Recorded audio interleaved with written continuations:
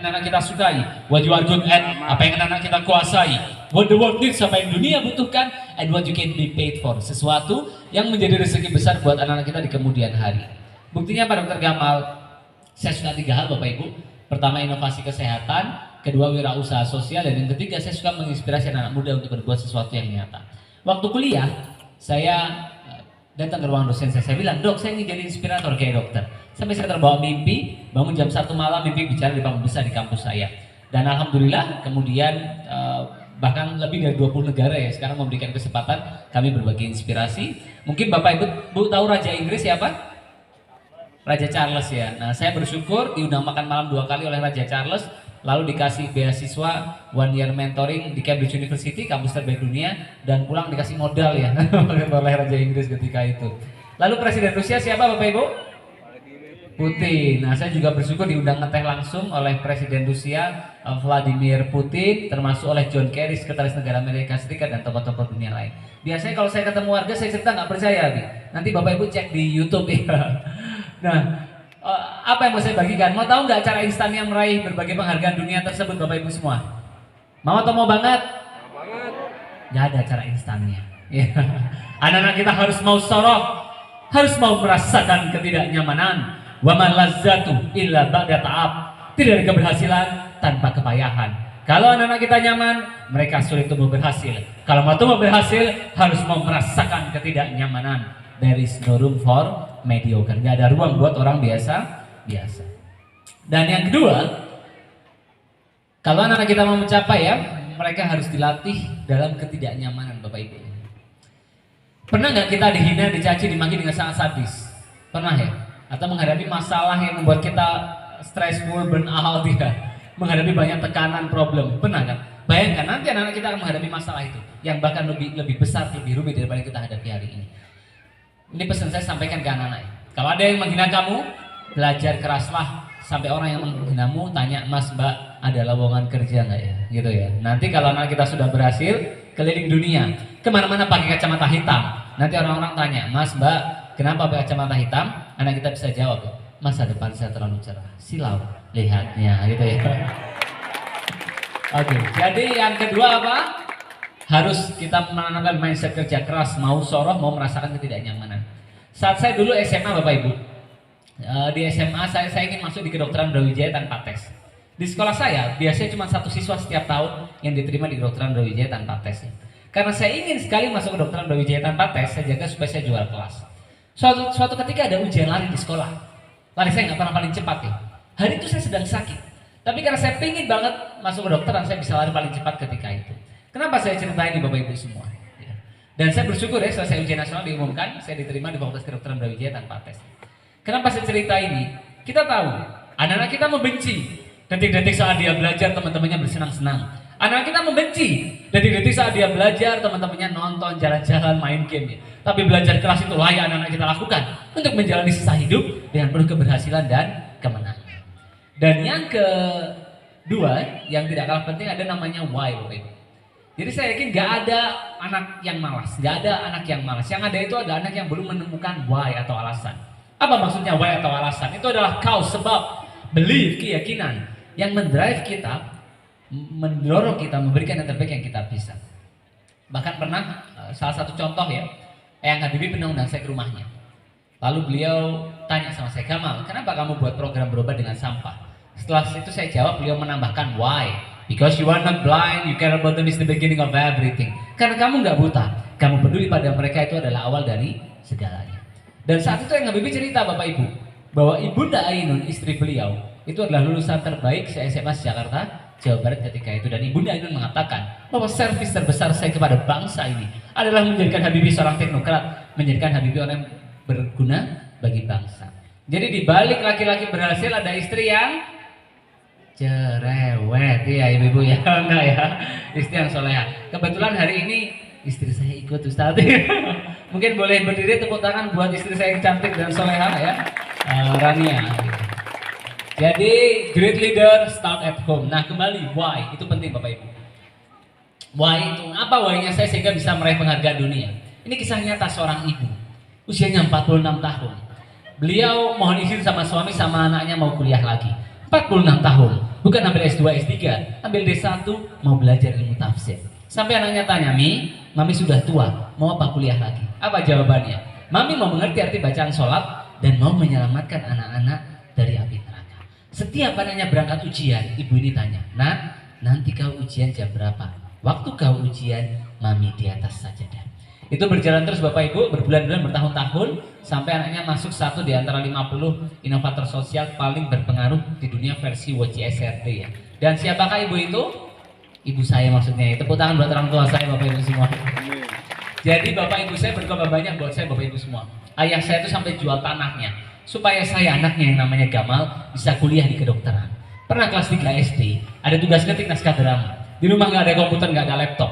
Malam hari, bapak saya bawa mesin ketik dari kantornya, usahanya keluarga kami ke rumah. Ibu saya ngetik mulai malam sampai pagi. Dan satu momen mahal dalam kehidupan saya, ketika subuh jam 4 pagi, saya terima email pesan dari Cambridge University bahwa saya lolos sebagai finalis menerima penghargaan kehormatan dari Raja Inggris ya. Itu saya saksikan wajah kebahagiaan, berkebanggaan. Jadi I have something left for someone, I must not disappointed. Saya punya tujuan hidup, seseorang yang tidak boleh saya kecewakan. Dan saya yakin bukan saya saja kan. Betapa banyak kita di tempat ini menyaksikan dengan mata kepala kita orang tua kita membatalkan mimpinya, melupakan mimpinya, membiarkan hidupnya berlalu tanpa kesenangan supaya kita anak-anaknya bisa belajar lebih baik, bekerja lebih baik, bermanfaat untuk lebih banyak orang. Tapi betapa banyak di antara kita melupakan itu dan membiarkan kehidupan kita berlalu penuh keegoisan tanpa kena sedikit pun membahagiakan orang tua. Padahal satu di antara 3 amal yang paling Allah cintai itu anak yang berbakti pada orang tua. Dan satu di antara 2 azab yang Allah percepat di dunia selain pemimpin yang zalim, itu adalah anak yang durhaka pada orang tuanya. Maka terimalah dengan ikhlas bahwa cara kita memperlakukan kedua orang tua kita itu pemberitahuan kepada Allah bagaimana Allah memperlakukan kita. Masih semangat Bapak Ibu? Siap sampai subuh? Yang ketiga apa? Buat karya nyata. Ada namanya eminent, ada namanya prominent. Eminent contains the idea of perspective. Anak-anak Bapak Ibu dikenal, diakui karena ilmu yang dimiliki. Ahli medis, ahli ekonom, ahli fikih, itu namanya eminent. Ada namanya prominent, has the idea of being well known and important. Anak-anak kita dikenal karena ide, gagasan, karya yang penting dan berperan besar di tengah-tengah masyarakat. Mungkin kalau Bapak Ibu pernah dengar, kami dikenal karena pernah membuat program berobat bayar sampah. Nah baru-baru ini, setahun terakhir, saya mulai membangun berbagai inisiatif sosial di daerah saya di Kota Malang ya. Jadi penting nggak anak lanjut sekolah Bapak Ibu? Penting? Penting ya lanjut kuliah ya. Jadi ada penelitian, semakin tinggi tingkat pendidikan anak-anak kita, semakin tinggi rata-rata pendapatan dan semakin kecil angka penganggurannya. Jadi jangan ada, kan sering orang bilang, saya nggak sekolah tinggi tapi saya berhasil. Begitu dia berhasil, anaknya disekolahkan tinggi Bapak Ibu ya. Jadi yang penting buat kita punya semangat ya. Jadi jihadnya orang tua itu salah satunya adalah jihad pendidikan, memberikan yang terbaik buat anak-anak Bapak Ibu semua. Nah saya mulai inisiatif di Malang namanya Malang Cerdas. Program kami ada 2, yang pertama adalah beasiswa Malang Cerdas. Alhamdulillah per hari ini kita sudah menyalurkan 503 beasiswa untuk pelajar-pelajar di Malang Raya ya.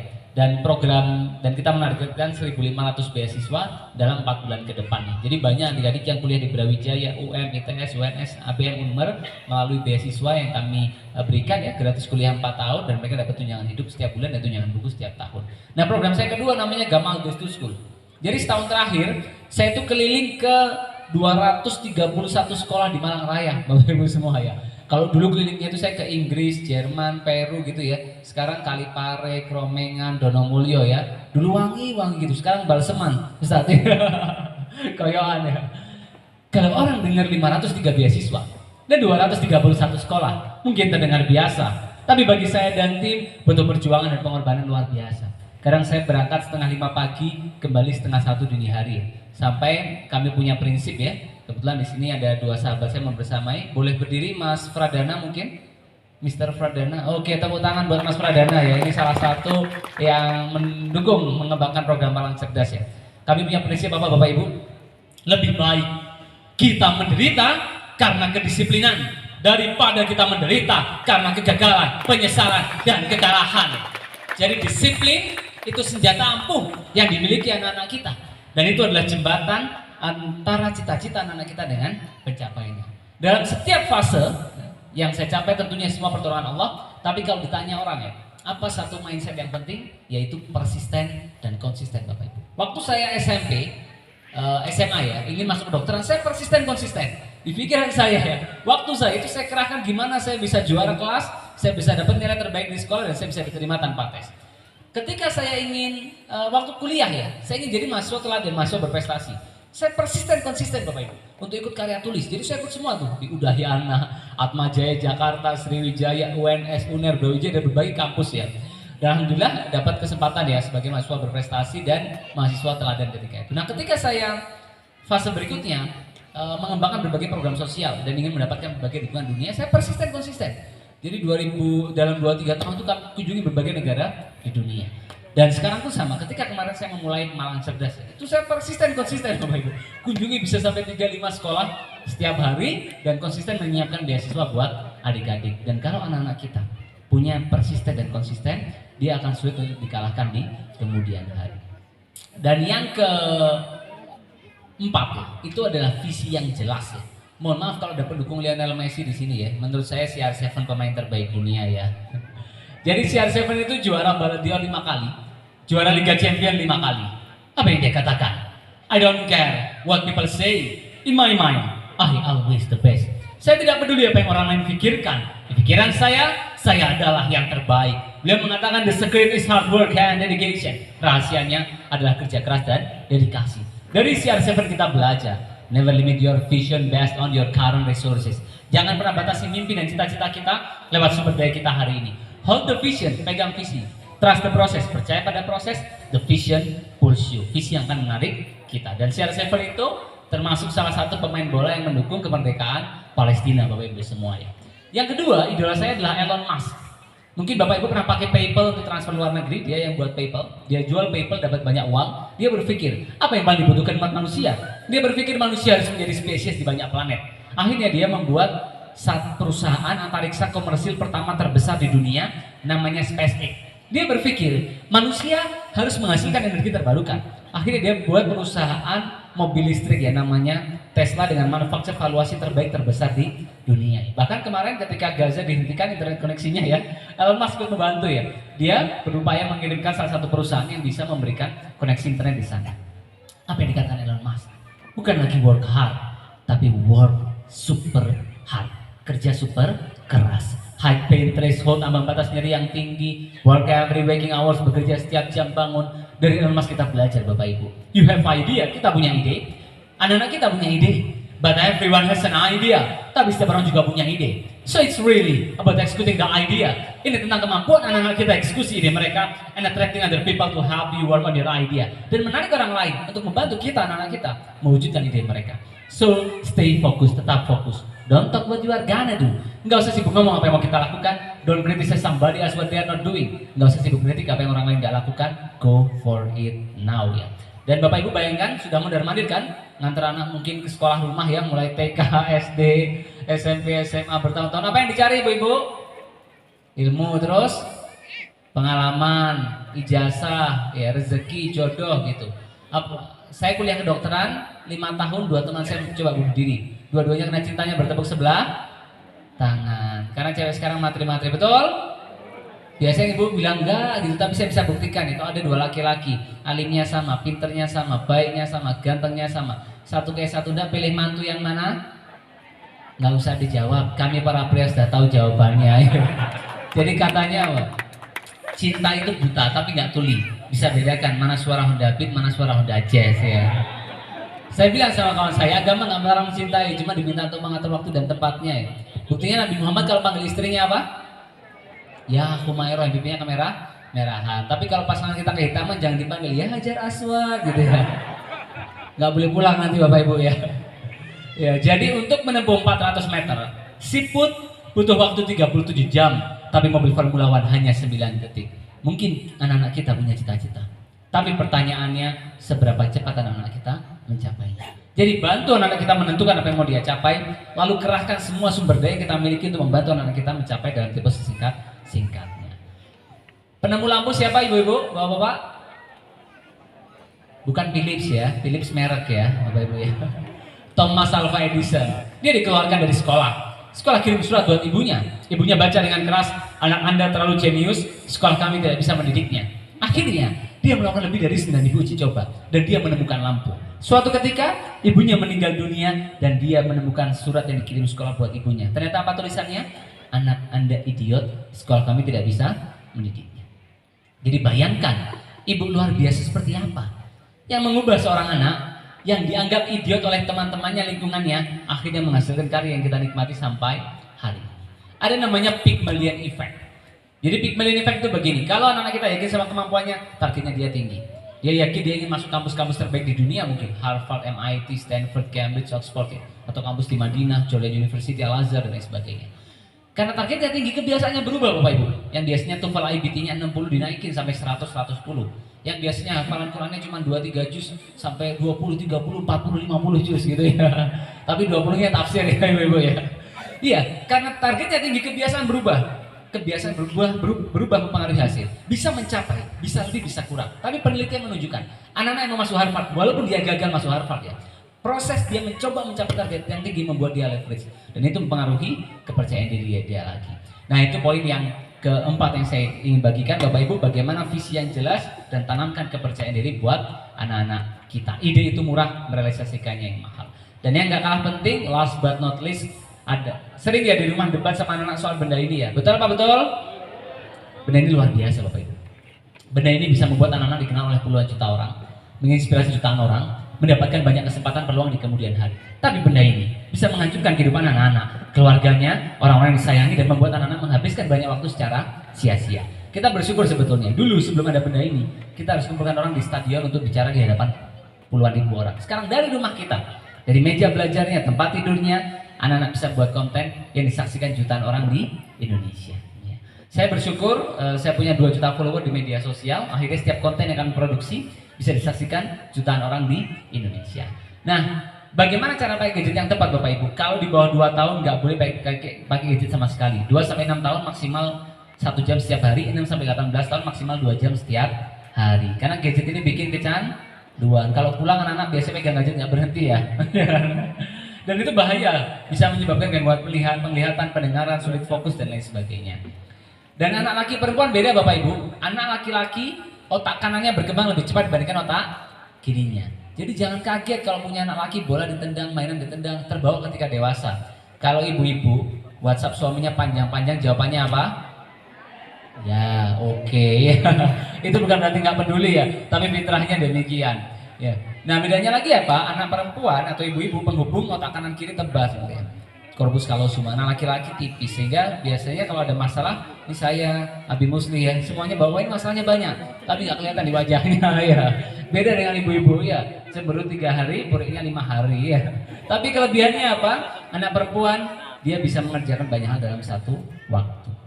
Dan yang terakhir adalah spiritualitas. Einstein rumusnya apa? E sama dengan MC kuadrat. Wajahnya lambang kejeniusan. 100 tahun kematiannya menjadi tahun fisika.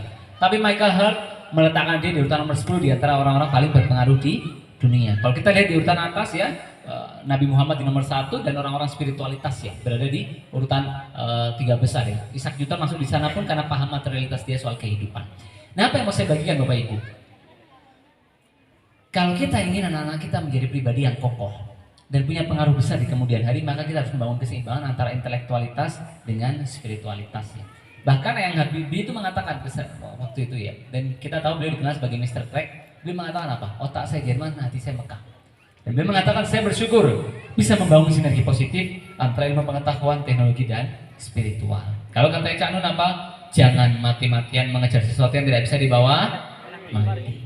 Betapa banyak manusia yang lalai sementara kain kafannya sedang ditenun. Berapa banyak orang bermaksiat saat kain kafannya sedang ditenun. Dan pemahaman kita soal kesementaraan hidup itu akan membantu anak-anak kita ya punya orientasi yang tepat. Saya mau cerita, ada seorang kiai dakwah dari Timur Tengah ke Eropa. Dari Eropa kembali ke Timur Tengah. Karena muridnya di Eropa begitu cinta, ikutlah muridnya ke Timur Tengah. Sampai Timur Tengah muridnya kaget Bapak Ibu. Katanya Islam mengajarkan kejujuran, sandalnya depan masjid hilang. Katanya Islam mengajarkan kebersihan, ada orang buang air kecil di belakang masjid. Lahirlah sebuah makalah, keindahan Islam ditutupi oleh orang-orang Muslim. Oleh karena itu tugas kita apa? Mendorong anak-anak kita menampilkan keindahan Islam lewat karya, prestasi, dan kontribusinya. Salah satu contohnya yang bagus adalah Umar bin Abdul Aziz. di akhir hayatnya beliau membaca satu ayat setelah ayat Qur'an, itulah negeri akhirat yang kami persiapkan untuk orang-orang yang tidak menyombongkan diri di atas muka bumi dan tidak berbuat kerusakan. Lalu beliau mengatakan apa? Saya memiliki jiwa yang ambisius, katanya. Tidak pernah jiwa saya sampai pada satu kedudukan, melainkan jiwa ini menginginkan kedudukan di atasnya. Dan sekarang jiwa ini sudah mencapai satu kedudukan yang tidak ada lagi kedudukan di atasnya. Saat itu beliau menjadi khalifah yang menguasai sepertiga jazirah. Sekarang jiwa ini tinggal menidurkan yang lebih tinggi dari khilafah ini, yaitu surga. Jadi dari situ kita belajar Bapak Ibu, bagaimana nanti menjadikan anak-anak kita sehebat, seberprestasi, seberpengaruh, sekaya mungkin, dan dia gunakan itu semua, ilmu, harta, tahta, kesempatan dan memiliki untuk membantu banyak orang. Saya sering pegel kalau ada orang bilang jangan kaya-kaya, nanti hisabnya berat di akhirat. Itu saya ingin ambil sepatu, saya ingin lempar Bapak Ibu ya. Bagaimana nanti anak-anak kita itu bisa menjadi orang yang punya pengaruh besar di masyarakat, bisa membantu orang-orang yang membutuhkan, ketika kita tidak mendorong anak-anak kita menjadi the real man with the real power to make a real impact in society. Dan terakhir saya akan akhiri dengan kisah sahabat saya, namanya Andrian Firdaus ya. Firdaus nama apa? Surga. Beliau Masya Allah Bapak, lulus pondok pesantren, kuliah di kedokteran Brawijaya.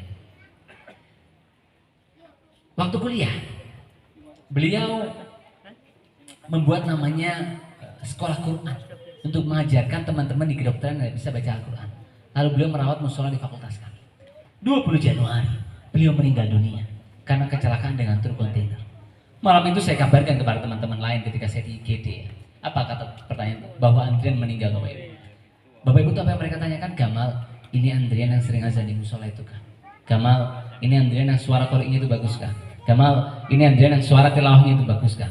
Jadi sahabat saya dikenang dengan kepandaian yang melantunkan ayat suci Al-Quran dan hobinya mengumandangkan azan.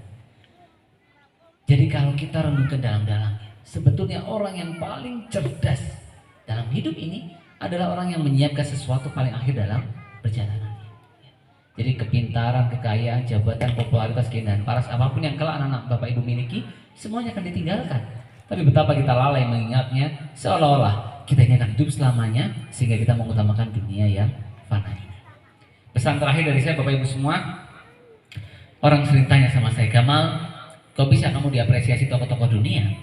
Diapresiasi Raja Charles, Putin, John Kerry, diundang Putri Mahkota Denmark, dan tokoh-tokoh dunia lain. Satu hal yang saya yakini, Allahu latifun bi ibadihi. Allah itu maha lembut kepada hamba-hambanya. Kalau kita sempurnakan niat, maka Allah akan menyempurnakan pertolongannya. Dan kalau akhirat yang kita tuju, maka dunia akan datang dalam keadaan tunduk. Tak lagi kesepian karena punya kekasih. Cukup sekian dan terima kasih. Wassalamualaikum warahmatullahi wabarakatuh. Waalaikumsalam warahmatullahi wabarakatuh.